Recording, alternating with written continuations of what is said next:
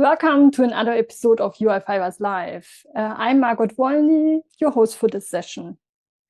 Today, we will be joined by some special guests from the community, Robin van het Hof. Hi, Robin. And Ludwig Stockbauer-Moore.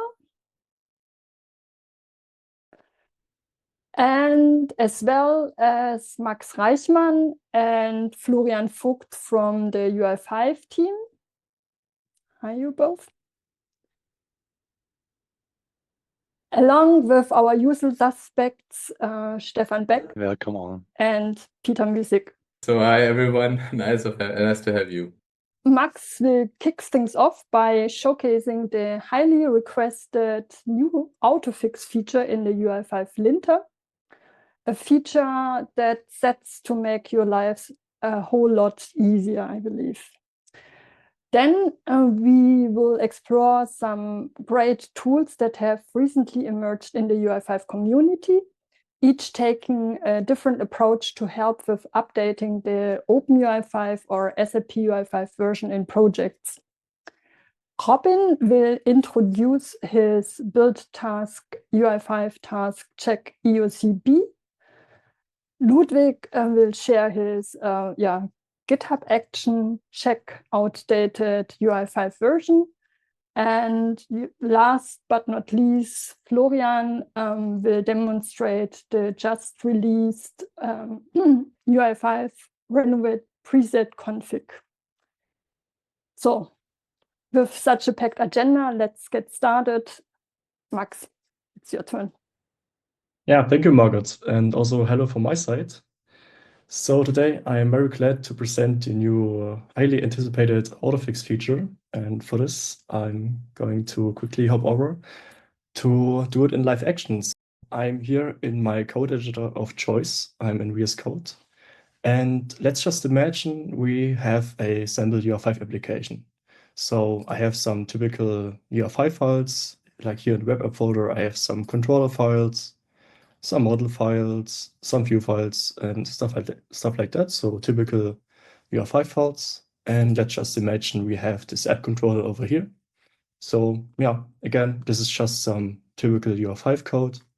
And this creates a to-do app to organize all to-dos. So a very simple application. And over here, you can see I've already prepared a live server for this. So I can also check this app out in my browser. And can just start using it, look at my to-dos, add some new ones, like I want to go, get some groceries later today, and everything is working as expected. So coming back to VS Code, I'm maybe now at the point, and I'm wondering, my application is now at a state I maybe want to publish it and maybe bring it to production. And I'm wondering if my application is actually in a good state. Like, does it fulfill like all the requirements I have, and also does it comply with the current best practices of UI5? And for this kind of case, there's a very handy and helpful tool called the UI5 linter, as you all might already have heard of. And with this, you can check for different kinds of false practices you maybe have in your code, which are kind of hidden and can be detected by UI5 linter. And for this, you have to define the linter as a def dependency in your package JSON, and then just try it out. Do you really necessarily have to have it as a dev dependency? Not really, because you can also install it globally for sure, right? This is an option. Yes, you can do it either or. Yes, that's right. You can also use it as a global dependency in your normal Node installation. And now I've run the UI5 linter and I've seen, oh, yeah, there's a problem. The linter has detected something. I can click on it. And I've seen that maybe, already some attentive viewers of you have spotted that there's a so-called usage of a global over here, which is not a best practice anymore for UI5 applications and therefore needs to be replaced. Before this new autofix feature, you could replace this, of course, manually by hand. And this was a more or less very tedious task. And now you can see under here, we have added a new message over here that you can run Flint with this new addition to the CLI with --fix to resolve all auto-fixable problems to my CLI. And now you've seen there's 0 problems, not the problem anymore we've seen at the beginning, and the linter has done something. Let's just see it in our Git diff over here to have a better overview. And you've seen that this global usage of SAPUI model JSON model has been replaced by a local variable. So this module has been added as a dependency over here and then set it to a local variable. And the linter has replaced it all over the file where it has been used before. And this also works for all other global usages. One question, Max. When you run this UI5 lint fix, is it possible that you get also a report in the console what has been changed, or so like both information, or is this not yet available? This is, for my understanding, not yet available, and maybe Brian can also say something about this. But you see the diff here, so I don't want to now disturb your story, but I just, when I see that it normally reminds me that I would have expected that I see something. Maybe that file has been changed also, but obviously for sure, if you're using Git, then you can see the things also directly in the Git compare. Yeah, that's right. Especially because we want to maybe be very compliant or in a similar fashion like ESLint, and which has a similar functionality in terms of dev experience, and therefore, as probably 99% of all developing projects are using Git already, I think this is not a necessary feature. But yeah, it can be seen very easily in this diff over here. Yeah, just one more thing. We can now try it out if it still works. And yeah, our app is still working as expected. I can add some to-dos to it, and everything works as before. So this autofix migration right now was, in terms of rules, a no crawls migration. But there are also some other migrations currently in the making. For example, the no deprecate API. There are some jQuery.sub APIs which can be automatically fixed by the autofix, and this will be rolled out in the future with some future UI5 window release. And with that, I'm already at the end of my demo. Thank you so much for following me on this, and I'm curious about some questions. Just a note from my side. So as Max already said, we have a in the UI5 linter we have a roadmap issue. So like you know already from the UI5 Tooling and UI5 linter repository. So just check that out to see what we have already planned, and if you see or if you have a good idea what we can add. So I can put my feature request there. Yes, feel free to open their feature request, and we are really looking forward to get your feedback and also new ideas. And that's definitely a tool which will grow and stay over the time, because it's the quality tool for UI5 projects. What's about contributing auto fixes? You can, but currently we not have a good documentation how to contribute for such cases. But also that, start with the feature requests, and then we might end up with a good contribution mode like we have in UI5 Tooling, but that's in the future. Always when it comes to this kind of things, I expect that we have a kind of a modularization contribution plugin feature for that. Yeah, similar like we have it for the toolings, tooling extensions. So this would be great to have it so that others can also provide that. But we can discuss that. That's interesting. Yeah. Yeah, I was wondering if there's planned any kind of IDE integration like for ESLint, that you see it automatically in the editor, or is it only possible to call it via CLI? We have currently support for VS Code, that you see it in the error view, application view, or you call it, or problems view, I think it's called. And also what we have, what is kind of supported is if you have in GitHub, you run the linter in your CI, it automatically adds a finding comment to the PR in the GitHub GitHub pull request files overview. So you see the message is pointing to the correct line of code.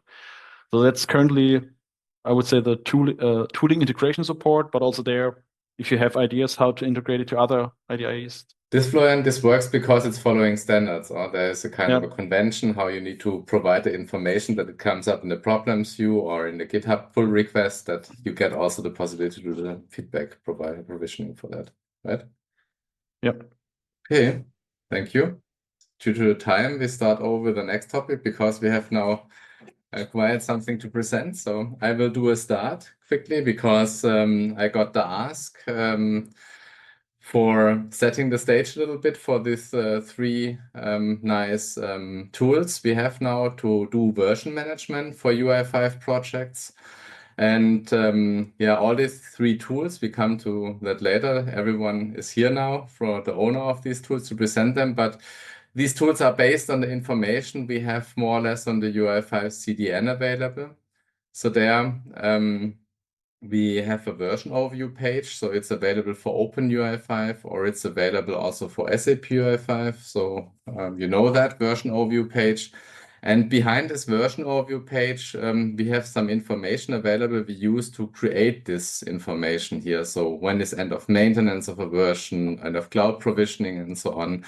And as some of you have run also most probably in the past in the situation that these versions have been deleted and yeah, we as developers try to help ourselves, then some nice tools have been achieved here from the colleagues to help you to maintain yeah, the versions of your UI5 projects in order to update them or to get notified when one of the version is going out of maintenance or newer versions are available that you can switch on that.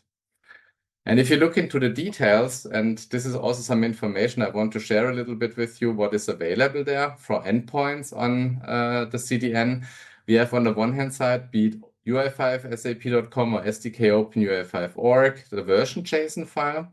So this resource, what we have here, this provides a list of available versions. So a latest version, and then for each major minor version, the latest patch version, the support level and the LTS information. So by default, it only contains maintained versions, and it has two parameters to control what it displays. So you can, on the one hand side, use a SAPUI config, let's say, show all with a true, and then what you get is that you get also the out of maintenance versions listed, which are still available on the CDN, but they are then also listed in this list, and then you can also make use of them and see them whether at least the version is still available for that. And if you want to know also concrete patches, then there is an option that you specify SAPUI config and then -patches equals true. With that, you get then also here the individual patches listed for each major minor version. So with that, you get then a real nice overview. What kind of versions are available for which major minor version, what patch is the latest patch, what is the support status in here. And this is, let's say, a nice foundation for the information. And this is used already by many tools to get some information about what's available on the CDN. Besides that, we don't have all the information inside, so that's what they have seen in the version overview HTML. There is also a second file, the version overview JSON. So just instead of .html, you write .json, and then you get the information about the versions. So this is a little bit more private file. Yeah, for sure you can use this information, but this can also be changed. So if you write some code against that, write it a bit error safe, that in case of a property is changed or removed, or so that you can work with that. But by default, yeah, we don't plan to do the big difference, but just for your information that this is not like the version JSON, something really official. But in that here, you get the end of maintenance and you get the end of cloud provisioning. And besides the versions, what I also want to show you here inside is that you can see also the patches. And it's also on the top level. So if you would then access patches and then look up the patch by its version, you can also see the end of cloud provisioning for the patch. And this information is more or less used by the different tools, what we have at hand. And there is the first tool. This is the UI5 task check EOCP. And with that, I hand over to the owner of the tool, to Robin, to show us what this tool can do. Yeah, thank you for having me. Yeah, the tool was indeed inspired by not having to manually look up the versions overview, because it happened more than a couple of times that by surprise the CDN version was removed, and then we had to scramble to make the application available again to our users. So in order to mitigate that, I decided to take the simplest and the fastest route, which is basically creating a task for the UI5 builder, which is added to the build task, and then it just gives a notification in the quarter of the year you're in if your version is will be removed from cloud provisioning or not. So you still have the quarter to fix it. And I need to highlight, it is only a notification to the developer, or maybe in the build pipeline. So it does not change anything. It is just a notification to the developer, hey, you need to fix the version. Now you install it as a dev dependency to your UI5 project, and then add it to the UI5 YAML file in the build task. And it looks like this. So let me open. This is just a default project created with the human builder. I have added the dependency to the dev dependency, and in the UI5 YAML file, I added it as a custom task. Currently, it only has one configuration option, which is does the build need to fail on end of cloud provisioning? The default is false, so it just goes through. But you might need to set it to true if you do it in a build pipeline to make the build fail. So you need to fix it. How does it work? I'll just run npm run build. Here I used UI5 version 120.11, which apparently has reached end of cloud provisioning will reach end of cloud provisioning this quarter. So it's now up to me as a developer to go to the version overview and change it to a proper version. Like I said, it's now it does not fail. If I would set it to true and run the build, then it fails with an error code. So you can stop the pipeline if you want. I can talk a whole lot more, but basically that's the gist of it. Like I said, it took me maybe 1 or 2 hours to complete. It works for our use case, but I'm happy that it inspired a lot of other people.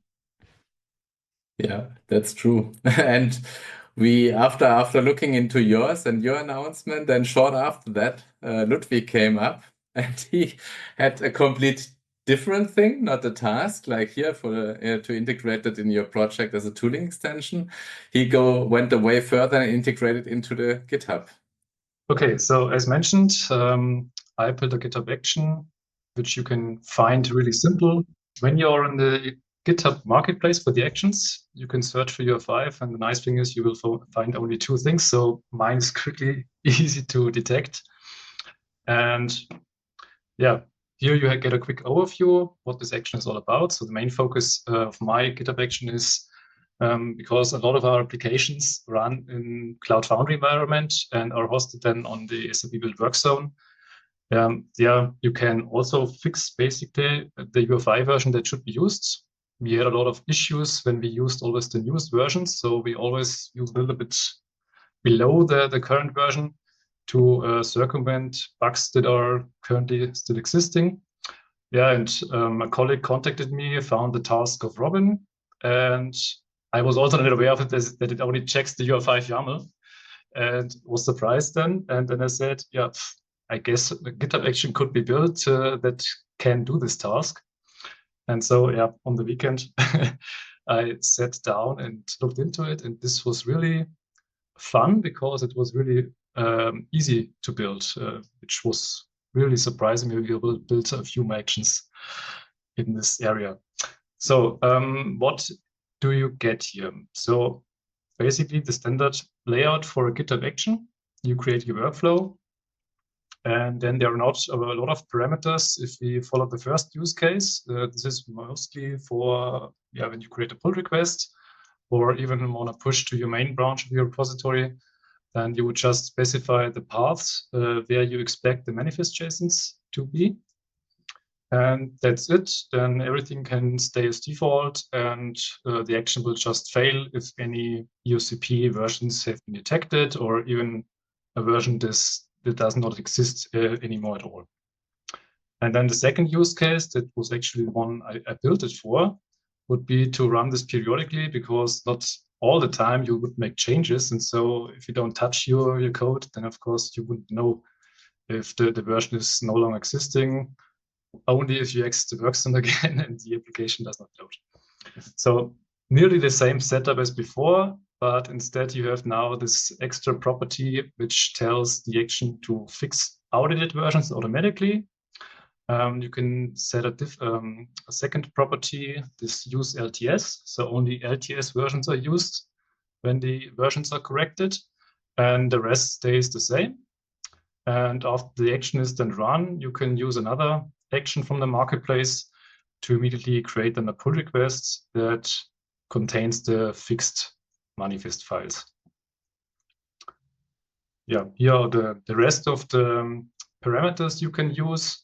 For example, you can also say, okay, I know it's out of maintenance, but it's still allowed. If you don't want this, you can also set it to false. And those versions will then also be cause the action to fail.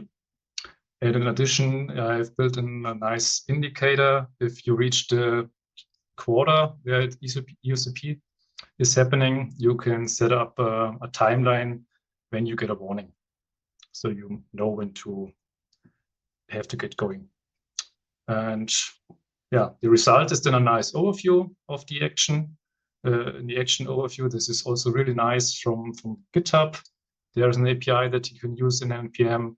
So it's really easy to build, and was also quite a nice surprise here. Yeah, that's all about the action. Maybe shortly show you how I can use it. Basically, the two samples I showed you, how I did it in a small repository. I kept it to the core minimum here. So the classic structure you would have with a CAP application, where you have all of your 5 applications in the app folder, and only have the manifest contained. And maybe quickly go into one of these files and make a small change.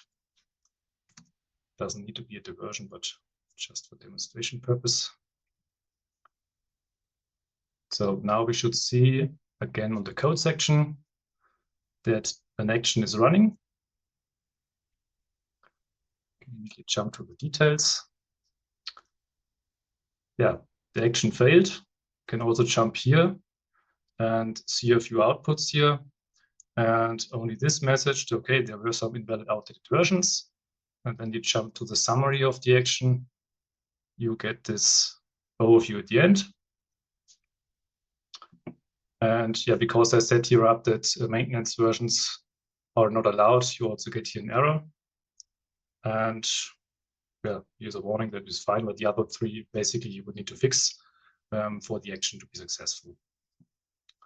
And I also set up the other part, go back to actions. This one is not set up periodically, but just for demonstration, again, you can also run it manually if you want.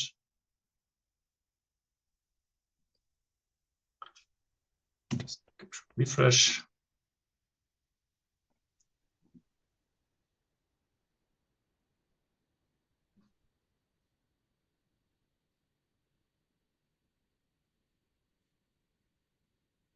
Good. Now we have two warnings. I guess here you set it up differently, and the lower two versions are now updated to the newest one. I set the use LTS to false. This version is used. And if we now jump to the pull request, there should be a new one. Okay, like promised. And yeah, the two files are mentioned here in the comment, but this you can build however you want. And in the changed file sections, the two versions are now on the newest level. Yeah, that's basically it about the action. So as I said, it's really nice to build it up if you want to build it on your own one.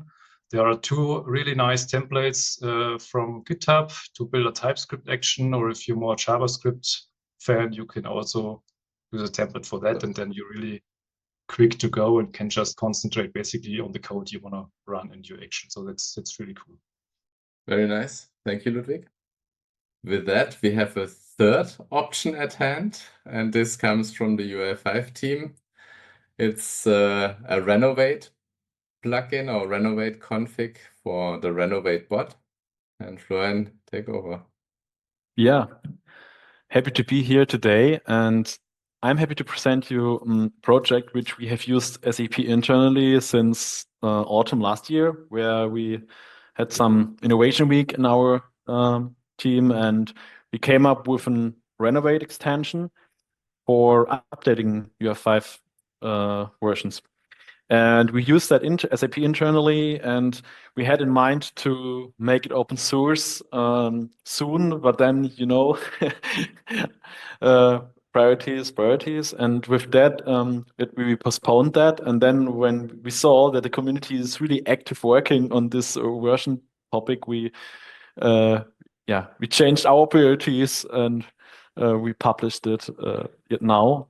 Or yesterday, it was the official release of that.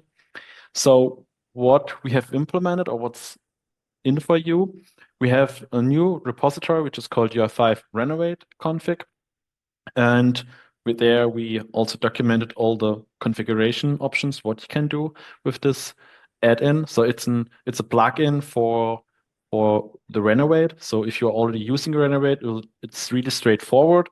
And if you're not using it, it might be also a good candidate to use it. So as you see, our open source repositories, they are mainly using Dependabot, which is already used by, which is provided by GitHub itself. And we were really happy with Dependabot, so there was no reason to change. It's really good integrated into the GitHub world. And then we tried to get such a version update into Dependabot, and then we saw relative fast that it's not easy, or it's not possible at all for Dependabot to make such add-ins. And then we came up to renovate, and with that, I will just show you. It's really easy. You have a sample. We have a sample app here, and it uses a really outdated UI5 patch release of our latest LTS version. And you have the option, either you have it here for the UI5 tooling, and also sometimes you use a hard-coded CDN URL in a HTML file. So that's like this here, right? You have a URL.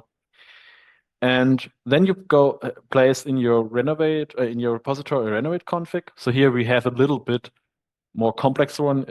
I would say it's almost about our commit message guidelines which you want to use, but in the end, it's just you have to add this extends, and you're extending our renovate config preset config to use it.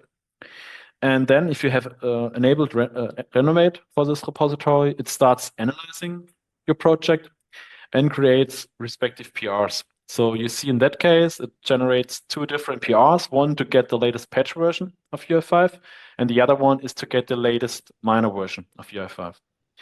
So if you go into that, renovate creates a nice overview about which UI5 version you are using currently and which one should be updated on, which type of update it is, and it also links to the source code, to the changelog, and it gives also here links to the changelog of OpenUI5 to that one. which is consumed from the GitHub release of UI5. So if we go to the files changed, you see it updates the respective versions to the latest one. So the change is really minimal, nothing magic on that one. But the cool thing is that Renovate, you can configure Renovate to schedule an update. So you can say every day, every week, or just without a schedule. And Renovate is really fast to see if there's a new release and creates these PRs. So this is something what we had faced in SAP internally heavily, that developers miss that there's a new UI5 update, and with that they get informed really fast that there's a new update and they can a new version and they can upgrade. Yeah, and you configure the same like you know already from Renovate. Every config is the same. What we have also added, additionally, we also added a specific preset for the LTS releases. So if you want to limit updates to consume only LTS releases, you can add this colon and then LTS. And with that, you will miss the monthly releases for UI5, and you will only get PRs when the new update on a LTS is released. Yeah, as I said, it's open source. We are already getting some issues and feature requests. So also here, feel free to reach out to us, to ask, and to share some ideas. And we are really looking forward. Okay, thank you. Look again on that slide, because here we collected all the different variants of the version management toolings, utilities we have seen. So we have seen now this tooling task from Robin, which takes care to update the UI5 YAML. It's available as open source, so we try to compare the whole thing a little bit. And the thing is more that this runs locally. So typically it's a pre-deploy step or a pre-commit hook, and it takes care to be locally integrated in your environment. For sure, you can also, in theory, run that centrally in your action, but it runs as part of the UI5 build task. Then we have seen the thing from Ludwig. So this is the GitHub action. This can be integrated more on the GitHub level, that you can really on a push basis or on a regular CI/CD, or like we showed on demand, run the change. And this changes the manifest.json. So it's also a different file. So this is also what we see here, that we have now also different solutions for different files depending on the dedicated need. And this is something which we may or should also think of to align it a little bit more, because there was also a question now in the chat from Ilya, where he asked to maybe also do a modification on other files, like the common data source, common data model JSON, and so on. But and the last thing is our renovate config here from the UI5 team, which is the renovate bot. This requires also renovate for sure on GitHub. It's not like the GitHub action. So you need to make and enable renovate then on your GitHub repository. But this then modifies the UI5 YAML and all HTML files. But I would say this is one thing where we all work on different granularities a little bit for different solutions.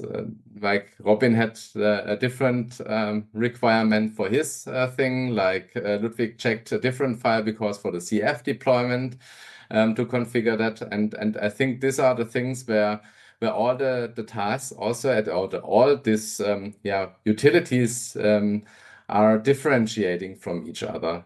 And so you have the choice with all these things to select one thing more or less which fits best for your scenario. But we have not, let's say, an overhauling thing which serves for all the purposes right now. I would like to add that as much as I like the GitHub Action and the Renovate bot, at our customer, we do not use GitHub, but Bitbucket. So maybe someone can step up and make a Bitbucket version of one of these as well, because that would be truly helpful. Yeah, that's true. So everything which is GitHub, it's GitHub exclusive more or less, be it now the action or the renovate bot. This is not like generic like the task. Ludwig, sorry, I interrupted.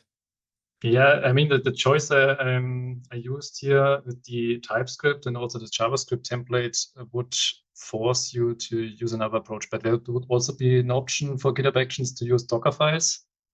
I'm not sure what Bitbucket is using, because also it would be nice to have this action in GitLab, because we also have customer projects where they only use GitLab. And there, of course, we can also use not this GitHub action, but they would have the same problems, because also the applications are running on build work zone and would face the same issues. So definitely something to look into, how easy it would be to either switch it to Docker and then make it usable from other Git providers as well. In general, also the logic behind that, this can be also like a general strip. So one thing could be also that this goes as a regular CLI thingy which can run, but then you miss this tight integration like this reporting thing which you have and benefit also on the GitHub Action side. Yeah, maybe refactor something out that makes the whole check itself, and then only the part that's specific to the Git providers is then not so much anymore and easier to. Yeah, by looking on all these three solutions, I thought also maybe it would be nice to have a kind of a utility which you can ask to just say, is this version okay? Give me a hint. So something like this could be provided centrally via the community or via UI5, that you can embed just the utility, and then the work is more how to integrate that into your environment properly. Yeah. Would it also be an idea to implement it in the UI5 linter, for instance? The version check, or is Yeah, I think we have that. It's a special requirement regarding the online activity. So currently UI5 linter works without internet connection, and to get this information about the version maintenance, it's currently only available on the CDN. So with that, I think on the long term, you might have an idea how to ship that also to the NPM artifacts. But if with that, it might be real when you change dates. It's a live system, honestly, yeah. So we update versions, we deploy things. So for sure, you can also say if you deploy a version to CDN, you will update also an NPM artifact which contains the metadata. This could be also a process, but it becomes more nasty. You have a second source of information then, and then this is not really connected to the CDN. I was actually thinking about exactly that, what you just mentioned, that I create another workflow in my repository that will periodically pull information from the version.json endpoint and directly publish it into the GitHub Action, so it doesn't need to call this endpoint. More out of fear, I'm not sure how stable the endpoint was at the time, but then I said, okay, just do it and use it. Hopefully it will be fine. I guess the endpoint will be stable as the UI5 demo kit is. So and this right. So we have this version.json information because it's used also by many tools. So this is there and it's required for us. So I think this is a good source of truth, and this is guaranteed. Yeah. It will also be updated in case of a version comes, a version is removed, then this will get an update and you can rely on that information from there. And it has a high availability, yeah. But the only thing is if you are on a train and you are there, you can't use that without having a cache or something like that then. With this, I guess we have to close for today. I say goodbye and have a good day. Bye-bye. Thanks. Bye. Bye, thanks a lot. Thank you for all the guys presenting today. Yeah.